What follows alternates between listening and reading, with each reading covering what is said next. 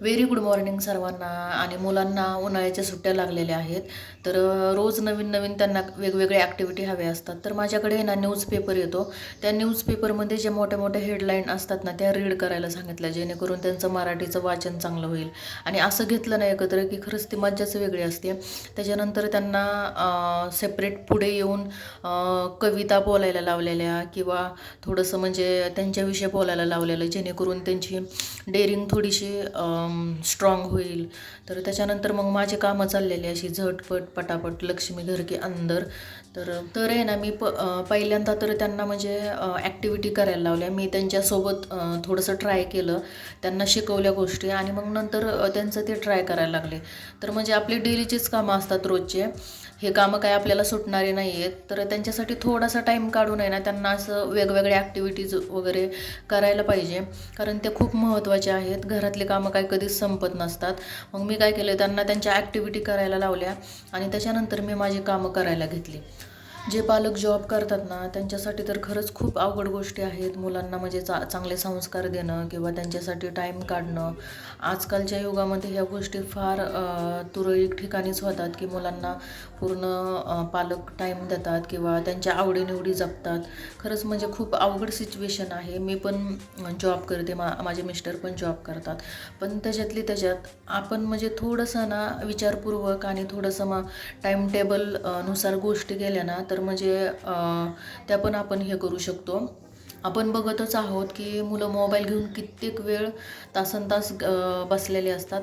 आणि त्याचं पण कारण हेच आहे की म्हणजे पालक टाईम देऊ शकत नाहीत किंवा असे जे खेळ असतात, मैदानी खेळ म्हणा, अशा ॲक्टिव्हिटी म्हणा वेगवेगळ्या नवीन, हे खूप कमी होत चाललं आहे. आणि त्याच्यामुळं मुलं म्हणजे पालक टाईम देत नाहीत, तर मुलं पण कंटिन्यू मोबाईल घेऊन बसणं, आणि पालक पण म्हणजे स्वतःच त्यांना मोबाईल हातात घेऊन देतात. तर म्हणजे त्यांची पण काही चुकी नाही आहे, मान्य आहे मला. बट मला तरी असं वाटतं की थोडासा टाईम काढून थोडंसं असं नवीन नवीन ॲक्टिव्हिटी करणं, म्हणजे त्यांना पण बोर होणार नाही. तर म्हणजे ह्या गोष्टी फार गरजेच्या आहेत. आणि तुम्ही इकडं बघू शकता किती कामे आहेत, डेलीचीच कामे आहेत. हे काय मी नवीन काढलेले नाहीत, आणि एवढे कामे डेली करावे लागतात. तर माझी विनंती आहे इकडे की म्हणजे ना थोडंसं टेक्निकली कामे करा, म्हणजे जेणेकरून पटापट होतील आणि आपली एनर्जी पण व्हायला जाणार आहे. उलटे सुलटे असे कामं करत बसू नका. असं सगळे झटपट पटापट कामे केली की कसं ना, मस्त घरामध्ये छान वाटतं. आणि म्हणजे आपल्याला पण प्रसन्न वाटतं, आणि लक्ष्मी तर वास करतेच.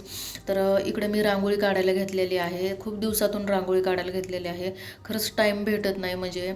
आणि त्याच्यानंतर मग मला आहे ना सूप वगैरे, थोडंसं मॉर्निंगला सूप वगैरे घेते, कारण एवढी कामं असतात, आपल्या बॉडीमध्ये पण एनर्जी असायला हवी. तर थोडंसं आपण पण हेल्दी खाणं खूपच गरजेचं आहे. आणि आहे ना, ही माझ्या दादाची मुलगी आहे, फार गोड आहे. तर इकडे मी स्वयंपाक करायला घेतलेला, आणि तिला पण असं कटिंग वगैरे करायचं होतं. तर एक सेफ जागे मी तिला बसवलेलं पहिलं तर, कारण रिस्की आहे इकडं. तर मग मी माझा टोमॅटो कट करून घेतला आणि अगदी थोडासा तिला कट करायला दिला. तर असं मुलं आहे ना, त्याच्यातूनच हळूहळू शिकत असतात. तुम्ही म्हणजे असं एकदम त्यांना हे नका करू की इकडे हात नको लावू, तिकडे हात नको लावू. ह्या गोष्टी फार महत्त्वाच्या आहे. थोडं थोडं म्हणजे त्यांना आपण पण ट्राय करायला दिलं पाहिजे, जेणेकरून ते ना त्यांच्या गोष्टी शिकतील. आणि इकडं मस्त आपलं जेवण रेडी आहे, सगळे जेवायला बसलेले आहेत. तर असं हेल्दी जेवण मुलांना देणं फार आवश्यक आहे. आणि इकडं मस्त ते आनंद लुटत आहे. आणि मग काय, तुम्ही पण तुमच्या मुलांना अशा गोष्टी ट्राय करायला लावू शकता. चला तर भेटूया नंतर. Okay, bye bye.